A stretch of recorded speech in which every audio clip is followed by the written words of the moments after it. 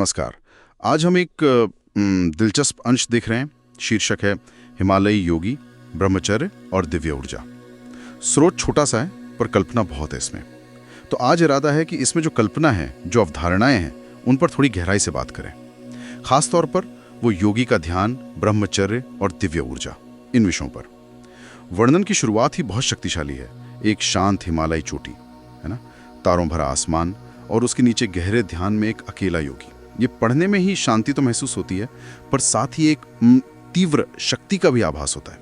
क्या ये दोनों चीजें, मतलब परम शांति और जबरदस्त शक्ति, एक साथ संभव है इस अवस्था में, जैसा ये अंश बताता है? हाँ, ये सवाल बहुत अच्छा है। और देखिए, इस वर्णन की यही खासियत है। ये शांति और शक्ति को अलग अलग नहीं, बल्कि एक ही चीज के दो पहलू जैसा दिखाता है। वो जो योगी के शरीर से निकलती शुद्ध सफेद रोशनी है और वो दिव्य ऊर्जा का आभा मंडल, वो सिर्फ कोई बाहरी चमक नहीं है। असल में वो प्रतीक है उस अंदरूनी हालत का जहां इच्छाओं पर पूरी महारत है, इंद्रियां पूरी तरह से नियंत्रण में है। तो ये पवित्रता सिर्फ कोई नैतिक शुद्धि नहीं, बल्कि ऊर्जा के लेवल पर एक बदलाव है, एक रूपांतरण है। अच्छा, रूपांतरण। और फिर वो सुनहरी प्राण धाराओं का भी जिक्र है जो योगी से निकलकर ब्रह्मांड से जुड़ रही हैं। ये जुड़ाव कैसा है? मतलब क्या ये सिर्फ एक महसूस करने वाली बात है या सच में ऊर्जा का कोई लेन देन है? और वो भी है ना, पृष्ठभूमि में ब्रह्मचर्य के प्राचीन संस्कृत प्रतीक हवा में तैरते हुए, उनका क्या मतलब हो सकता है? हाँ, वो जो सुनहरी प्राण धाराएं हैं, वो सिर्फ एहसास नहीं है, वो योगी के क्या कहते हैं, सार्वभौमिक जीवन शक्ति, यूनिवर्सल लाइफ फोर्स, उसके साथ एक सक्रिय, एक गहरे कनेक्शन को दिखाती हैं, जैसा इस अंश में कहा गया है। ये एक तरह से व्यक्ति का ब्रह्मांड के साथ एकाकार होना है। और जो ब्रह्मचर्य के प्रतीक हवा में तैर रहे हैं, वो ये दिखाते हैं कि ये जो अवस्था है, ये जो जुड़ाव है, ये यूं ही नहीं है। इसका आधार, इसका मूल सिद्धांत है ब्रह्मचर्य।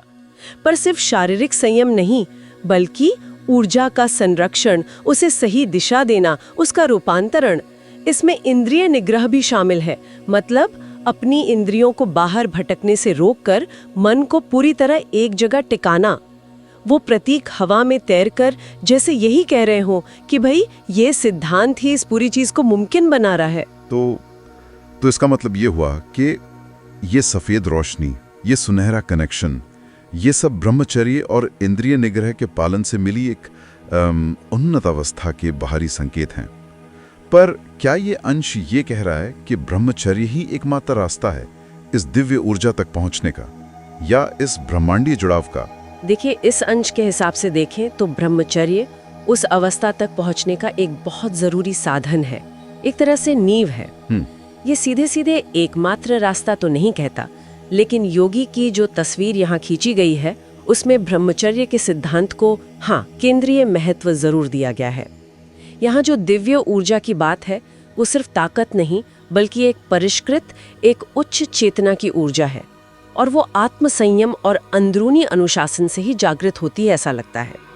तो ये पूरा दृश्य एक ऐसी आध्यात्मिक जागृति का चित्र है जहाँ व्यक्ति अपनी सीमाओं से ऊपर उठकर ब्रह्मांडीय चेतना से जुड़ जाता है। ये सोचना ही कितना अद्भुत है कि कैसे अंदर का अनुशासन बाहरी दुनिया और ब्रह्मांड से इतने गहरे जुड़ाव का जरिया बन सकता है, जैसा यहाँ दिखाया गया है।